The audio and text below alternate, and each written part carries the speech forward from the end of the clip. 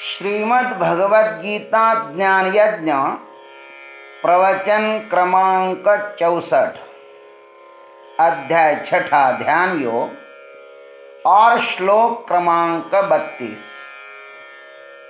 जय महाकाल। आज 22 जनवरी है।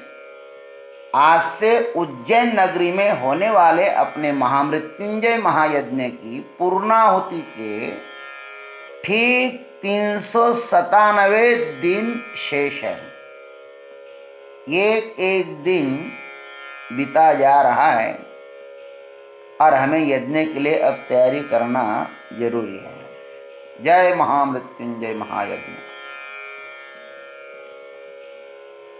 ओम त्र्यंबकं यजामहे सुगंधिं पुष्टिवर्धनम् उर्वारुकमिव बन्धनान् मृत्योर्मुक्षीयमामृतात्। समस्तजनकल्याणे निरतं करुणामयं नमामि चिन्मयं देवं सद्गुरुं ब्रह्मविद्वरं वसुदेवसुतं देवं कंसचाणूरमर्दनं देवकी परमानन्दं कृष्णं वन्दे जगद्गुरुम्। ओम तत्सत्। ध्यानावस्था में तत्वमसि का साक्षात्कार कर सांख्य योग को प्राप्त हुए महापुरुष की समदृष्टि बताकर अब उसकी श्रेष्ठता का प्रतिपादन करते हैं इस 32वें श्लोक में। देखिए कितना सुंदर श्लोक है। आत्मौपम्येन सर्वत्र समं पश्यति अर्जुन सुखं वा यदि वा दुःखं स योगी परमो मतः।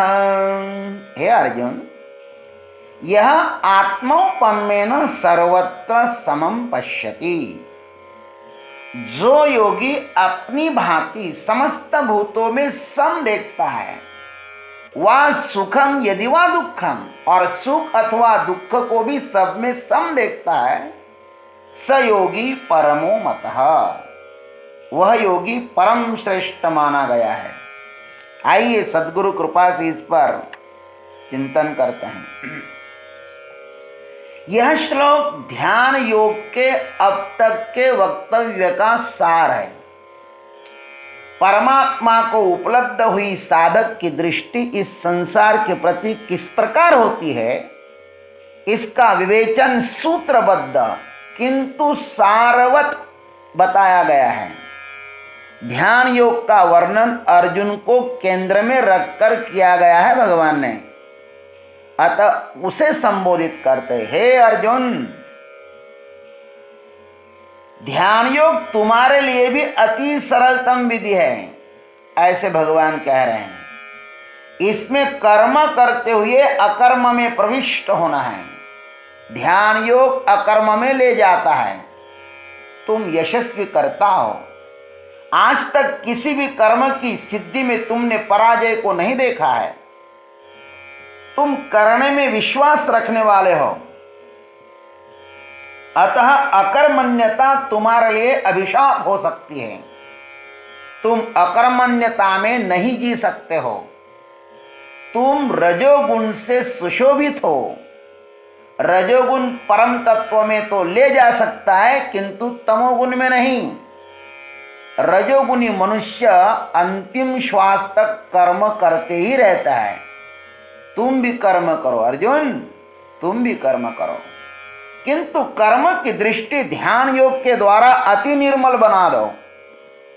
सबके साथ रहकर सब व्यवहार करो, किंतु किस प्रकार? इस प्रकार करो, मैं बताने जा रहा हूं। यह आत्मौपम्येन सर्वत्र समं पश्यति। 29वें श्लोक में कही गई बातों को यहां पर आत्मौपम्येन पद देकर अलग ढंग से कहते हैं भगवान। सर्वत्र समदर्शन को सर्वत्र समं पश्यति से कहते हैं। सब में समत्व भावना रखना यह साधना है, और सबको अपने जैसा अनुभव करना यह सिद्ध का लक्षण है। सब में परमात्मा बुद्धि रखना यह द्वैत उपासना है। और अपने को भी उस परमात्मा का स्वरूप जानना, ये अद्वैत उपासना है। ईश्वर निर्मित संसार में ऐसा कुछ भी नहीं है जिनमें समता नहीं है, संतुलन न हो, ऐसा कुछ है क्या? ईश्वर की निर्मित में भी और इस ब्रह्मांड की स्थिति में भी सब सम ही है। हाँ, नाम उपाधियों में भिन्नता अवश्य है, किंतु उनके तत्व में यत्किंचित भी भेद नहीं है। ईश्वर ने हमें सब कुछ समान ही दिया है, उसकी तरफ से यत्किंचित भी न्यूनाधिकता नहीं है। जो कुछ कम ज्यादा है वो हमारे कारण ही है। हम जितना अपने को छोटा बनाएं उतने ही हम छोटे हो जाते हैं, और जितना बड़ा बनाएं उतने बड़े हो जाते हैं। कोई महापुरुष ऐसे भी है कि इस विश्व को ही अपना घर बना देते हैं, और कुछ स्वार्थी ऐसे भी है कि अपने माँ बाप को भी अपने घर से निकाल बाहर कर देते हैं। मनुष्य अपने स्वयं के कारण ही छोटा है और स्वयं के कारण ही बड़ा है। मनुष्य की दृष्टि में भेद है, ईश्वर की नहीं। आदमी अपने को जितना अधिक पृथक रखता है ना इस ब्रह्मांड के, वह उतना ही छोटा हो जाता है। समुद्र से थोड़ा भी पानी अलग हो जाए तो उसकी यातनाएं शुरू हो जाती हैं। समुद्र का पानी जब नमक के रूप में समुद्र से पृथक हो जाता है ना, तो उसकी क्या हालत होती है ये सर्वज्ञात ही है। नमक को कहां कहां कैसे कैसे पिसा जाता है, फिर उसकी अपनी पीड़ा प्रारंभ हो जाती है। इस प्रस्तुत सूत्र में दो बातें बताई है भगवान ने, सर्वत्र समदृष्टि और उसके साथ तादृश्यता। सबको समान देखो और उसको अपने साथ जोड़ दो। यहां पर न कोई नीच है और न कोई ऊंच है, न कोई गरीब है और न कोई श्रीमंत है, न कोई सम्राट है और न कोई भिखारी है। यहां पर न कोई ज्ञानी है और न ही कोई मूढ़ है। यहां पर कोई भी बंधा हुआ नहीं है, सब मुक्त ही है। सबका आगमन और निर्गमन का द्वार एक ही है। वीर्य के रूप में आते हैं और भस्म के रूप में जाते हैं। वीर्य जीवन का प्रतीक है और भस्म मृत्यु का। अंत में दोनों का रंग रूप भी एक ही है।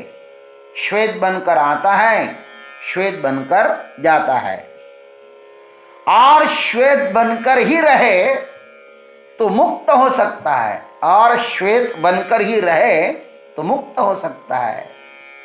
जो आदमी में और अंत में, ध्यान रखना, जो आदि में और अंत में सत्य है तो उसे वर्तमान में भी वैसा ही रहना चाहिए। स्वच्छ जीवन हो। आदि में हम स्वच्छ थे, अंत में स्वच्छ है, और बीच में ही कलुषित क्यों हो, बीच में भी स्वच्छ ही रहे। भगवान हमें श्वेत बनकर ही इस संसार में भेजता है। हमारा हृदय श्वेत एकदम कोरे कागज जैसा होता है। प्रभु ने निर्मल काया देकर भेजा है हमें, हम उनको दाग लगा देते हैं।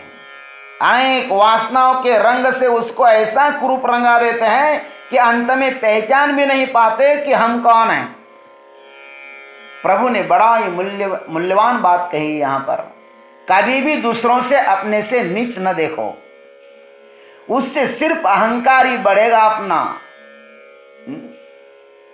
कोई चोरी भी करता है तो उसकी मजबूरी समझो। सबको अचौर्य प्रिय है, अहिंसा प्रिय है, सत्य प्रिय है, किंतु जो इसके विपरीत करते हैं उनकी अपनी मजबूरियां भी तो होती है ना, उसको समझना है। इसको जो समझता है वह साधक तादृशता को प्राप्त हो जाता है। संत के सानिध्य में जो आता है उसे संत अपना बना देते हैं। आपना सारिखी करती तत्काल नाही काल वेड़ तया लागे। विजाति यहाँ पर कुछ भी नहीं है, सब सजाती ही है। इसलिए तो भगवान कहते हैं वाह सुखम यदि वाह दुखम, दूसरा सुखी हो तो उसके साथ तादात्म्य करना अच्छा लगता है, उसका सुख मुझे मिले ये भावना जागते हैं।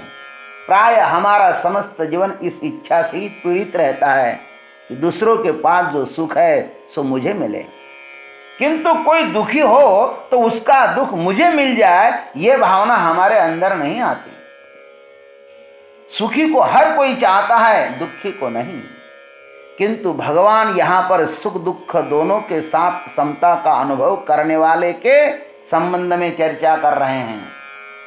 समदृष्टि को उपलब्ध हुआ साधक दूसरों का सुख दुख अपना ही जानता है।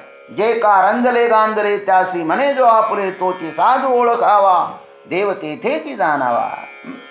इस प्रकार का साधक ही सर्वे भवन्तु सुखिनः सर्वे सन्तु निरामयः सर्वे भद्राणि पश्यन्तु मां कश्चित् दुख भाग भवेत्, इस सूत्र की भावना से भगवान से प्रार्थना करता है। ऐसी भावना से प्रार्थना करता है परमात्मा से कि सब दुख से मुक्त हो जाए।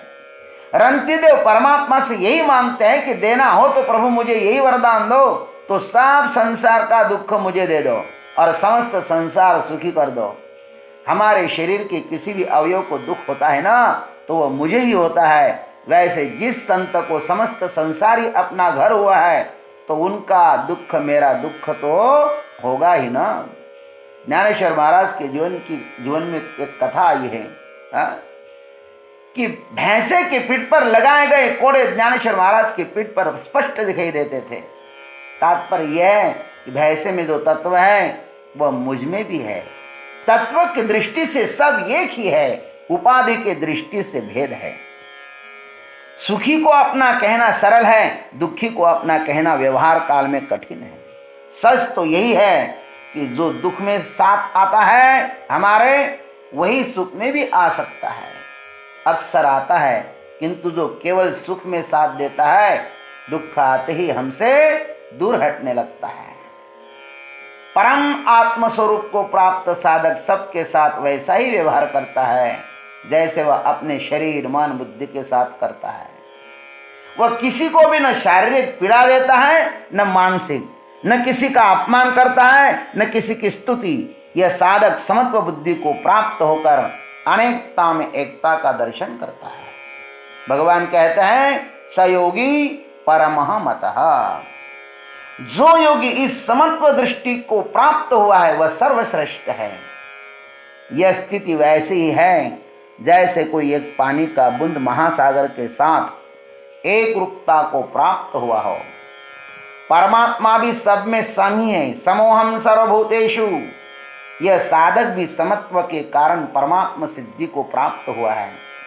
बड़े सौभाग्यवान हैं ऐसे जीव जिनके हृदय से सब विकार विनष्ट होकर उस निर्मल हृदय में परमात्मा का आविर्भाव हुआ है। संसार में प्रत्येक प्राणी इस स्थिति की आकांक्षा करता रहता है महाराज। यही स्थिति सबको अभिष्ट है, इसकी ही सबको भूख है, क्योंकि यह सब संसार एक सूत्र में बंधा है। प्राकृतिक जरूरतें यहाँ पर सबकी एक जैसी ही है। प्राकृतिक जरूरतें आस्तंभ पर्यंत जितना सारा प्राणी जगत है सबकी समान मांगे हैं। सभी दुख से छूटना चाहते हैं, सब अमर होना चाहते हैं। सबको यह लगता है कि मुझे बहुत ज्ञान मिले, इस संसार में मैं ही सर्वोत्तम ज्ञानी कहलाऊं, मैं सबका अधिपति बन जाऊं, सब मेरी ही बातें माने इत्यादि। ये सब कुछ होने की जो आकांक्षा है ना, वह गैर नहीं है, जन्मजात है। और मनुष्य सर्व सुखी सर्वज्ञानी सबका अधिपति हो सकता है, यह उसका जन्म सिद्ध अधिकार है बाबा। किंतु वह उस मार्ग से कभी न हो पाएगा जिस मार्ग से वह चाहता है।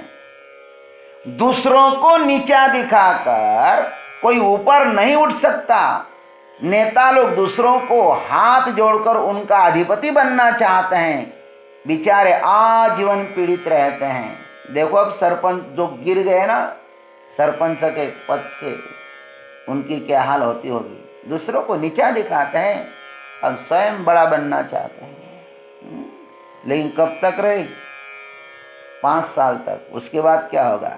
क्योंकि आकांक्षा तो बड़ी है कि प्रधानमंत्री हो जाऊं, राष्ट्रपति हो जाऊं, वहां पर बड़े प्रयत्न करके बैठ भी जाए तो वह पद कितना सुखदायी है। अटल है यह तो अटल जी के चेला मोदी जी को ही पूछो तो पता चलेगा। वो अटल पद है क्या?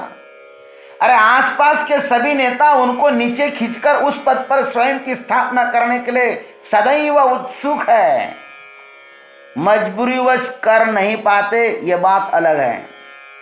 इस ढंग से सबका अधिपति बनना दुष्कर है, किंतु सब प्राणियों के हृदय में जो विराजमान है उनको जानकर, उनके साथ मिलकर, सबको अपना बनाकर उनके साथ समत्व को उपलब्ध होना आसान है, सरल है, सुलभ है। बाहर का पद इस लोकशाही में पंचवर्ष के लिए ही है, किंतु यह परमात्मा पद ध्रुव है, अटल है। इस पद से फिर कभी नीचे उतरने की जरूरत ही नहीं है। यह पद महान है। भगवान ने अपना प्रिय सखा के लिए इस परम श्रेष्ठ पद का वर्णन किया है। अर्जुन के लिए अपना प्रिय सखा है ना अर्जुन, उसके लिए भगवान ये पद बताया। बाकी के पदों को छोड़ दो, अर्जुन इस पद पर आसीन हो जा। अर्जुन की भी इच्छा है कि यह मुझे भी प्राप्त हो, किंतु भगवान ने जिस सरलता से उसका वर्णन किया है ना, अर्जुन को कठिन दिखाई दे रहा है। जो पहुंच गया है उसके लिए सब मार्ग सरल हो जाते हैं। कृष्ण सिद्ध है, अतः उनके सब साधन सुगम है महाराज उनके लिए। अर्जुन को यह ध्यान योग बड़ा ही दुर्गम प्रतीत हो रहा है, अतः वे भगवान से हाथ जोड़कर प्रश्न पूछते कि हे प्रभु। लेकिन वे क्या प्रश्न पूछेंगे उसको हम लोग अग्रिम प्रवचन में देखेंगे। आज इतना ही। जय गुरुदेव, जय जगदीश्वर, जय जय महाकाल।